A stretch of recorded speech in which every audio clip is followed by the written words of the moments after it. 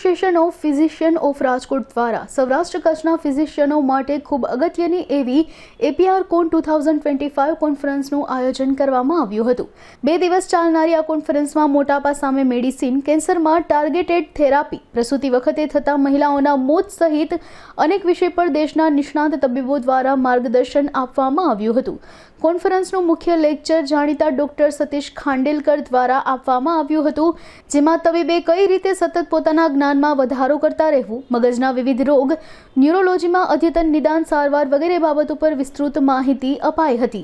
હું doctor Milap Thakrar, હોનરરી secretary association of physicians of Rajkot. Association of physicians of Rajkot એટલે APR દ્વારા APR conference 2025નું આયોજન કરવામાં આવ્યું છે। અમે છેલ્લા 7 વર્ષથી દર 2 થી 3 વર્ષે આ કોન્ફરન્સ કરીએ છીએ।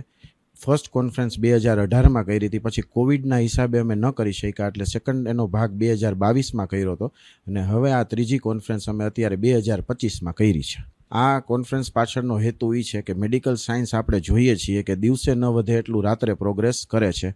દિવસે ને દિવસે એટલી એમાં અપડેટ્સ આવતી રહે છે કે આજના સોશિયલ મીડિયાના જમાનામાં પેશન્ટને બી જે અપડેટ્સ આવતી રહે ને એના વિશે થોડી ઘણી માહિતી તો હોય છે, તો ડૉક્ટર્સને તો એ બધી માહિતી મળે, એમનું નોલેજ રિફ્રેશ થાય અને એ પેશન્ટને વધારે સારી રીતે ટ્રીટ કરી શકે, એના માટે અમે આ કોન્ફરન્સ આયોજિત કરી છે। ફર્સ્ટ ટાઈમ અમારા એપીઆર કોનની હિસ્ટ્રીમાં આ વખતે 600+ ડૉક્ટર્સે રજીસ્ટર કર્યું છે કે જે ઓલ ઓવર સૌરાષ્ટ્ર કચ્છમાંથી, અને આટલો સારો રિસ્પોન્સ અમને ફર્સ્ટ ટાઈમ મળ્યો છે। અને એ જોઈને અમુક ઘણા ડૉક્ટર સૌરાષ્ટ્ર કચ્છ બહારથી, ગુજરાતમાંથી પણ, નડિયાદ, આણંદ, મહેસાણા, વલસાડ, ત્યાં પણથી ડૉક્ટર્સનું રજિસ્ટ્રેશન આવ્યું છે।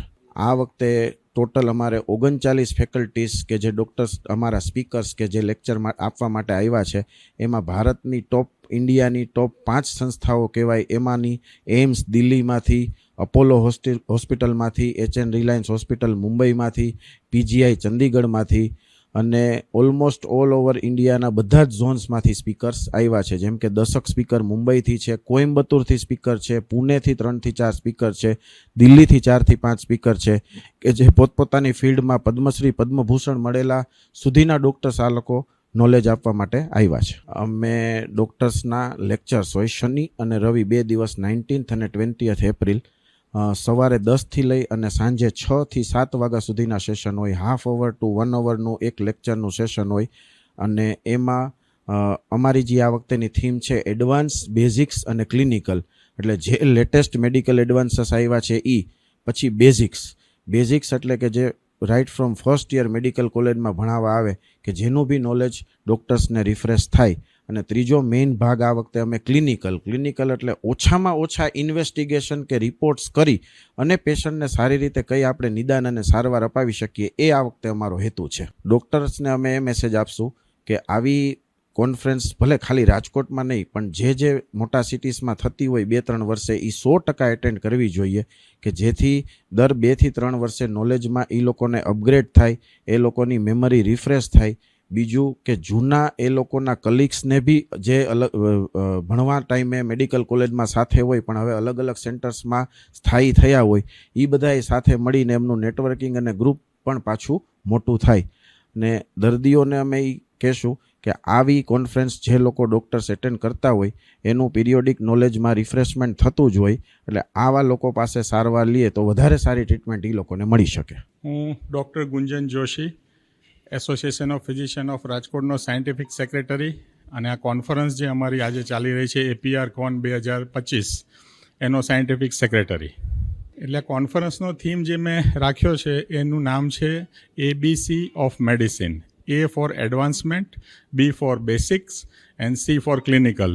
એડવાન્સમેન્ટ મતલબ આજે મેડિસિનના ફિલ્ડમાં જે તીવ્ર ગતિથી દરેક ફિલ્ડમાં જે નવું આવી રહ્યું છે, શોધ, દવાઓ, રિસર્ચ, કન્સેપ્ટમાં ચેન્જ, આ બધા એડવાન્સમેન્ટથી સૌરાષ્ટ્ર અને કચ્છના તેમજ રાજકોટ શહેરના તમામ MD ફિઝિશિયનને વાકેફ કરવા। આપણે ગુજરાતના પોપ્યુલેશનના 40% પોપ્યુલેશન આમ જોવા જઈએ તો સૌરાષ્ટ્ર કચ્છનું છે, એટલે આપણી વસ્તીના 40% દર્દીઓના તમામ રોગો આ MD ફિઝિશિયનો દ્વારા મેનેજ થવાના છે। એટલે એ લોકોને અવનવું શું સંશોધન ચાલે છે દરેક ફિલ્ડમાં, પછી એ કાર્ડિયોલોજી હોય, ગેસ્ટ્રોએન્ટ્રોલોજી હોય, ન્યુરોલોજી હોય, નેફ્રોલોજી હોય, ઓન્કોહિમેટોલોજી હોય, ક્રિટિકલ કેર હોય, એનાથી વાકેફ કરવું એડવાન્સમેન્ટ વિશે।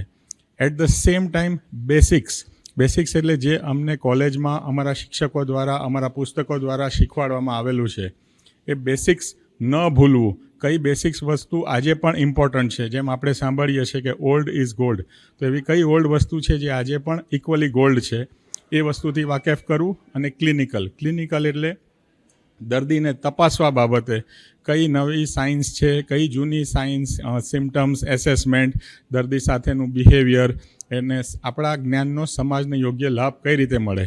એટલે ક્લિનિકલ એ જે ટ્રાન્સફોર્મેશન થાય ક્લિનિકલ કેરમાં, પેશન્ટ બેનિફિટમાં, હેલ્થ કેરમાં, એ વસ્તુનું પણ સાથે ધ્યાન રાખો. So it is like ABC, advancements, basics and clinical of medicine. અત્યારે આપણે કોન્ફરન્સનું રજિસ્ટ્રેશનનો આંકડો જોઈએ તો 600 ને પાર વહી ગયો છે, જે ફર્સ્ટ ટાઈમ આ કોન્ફરન્સની આખી હિસ્ટ્રીમાં, અમારી એપીઆરની કોઈ પણ કોન્ફરન્સની હિસ્ટ્રીમાં જોવા મળ્યું છે. આમાં આમ જોવા જઈએ તો 3 કેટેગરીના MD ડૉક્ટર્સ છે. એક જે હજુ ભણે છે, એક કે જે એની પ્રેક્ટિસના પહેલા દાયકામાં છે, અને એક કે જે દાયકો વટાવી ચૂકેલા અને સિનિયર ડૉક્ટરો છે. જે લોકો ભણે છે એ લોકોને ઇન્સ્પિરેશન મળશે અને એજ્યુકેશન મળશે. જે લોકો અત્યારે પ્રેક્ટિસના શરૂઆતના યર્સમાં છે એને ગાઈડન્સ મળશે, એમના પ્રેક્ટિસમાં કયા કન્સેપ્ટ્સમાં એમને ચેન્જ કરવાની જરૂર છે એ ખ્યાલ આવશે. અને જે લોકો એક દાયકો વટાવી ચૂક્યા છે એણે હવે સમાજના ભલા માટે કઈ રીતે નવી જનરેશન, નવા ડૉક્ટરોને તૈયાર કરવા અને પોતાની જવાબદારી પણ નિભાવવી, પોતાના અનુભવનો લાભ દર્દીને અને આવનારી MD ફિઝિશિયન જનરેશન એટલે કે જુનિયર ડૉક્ટર્સને મળે એનું પણ સાથે ધ્યાન રાખવાનું છે. એટલે આ કોન્ફરન્સ દરેક વયના MD ડૉક્ટરને અલગ અલગ રીતે ફાયદાકારક થશે.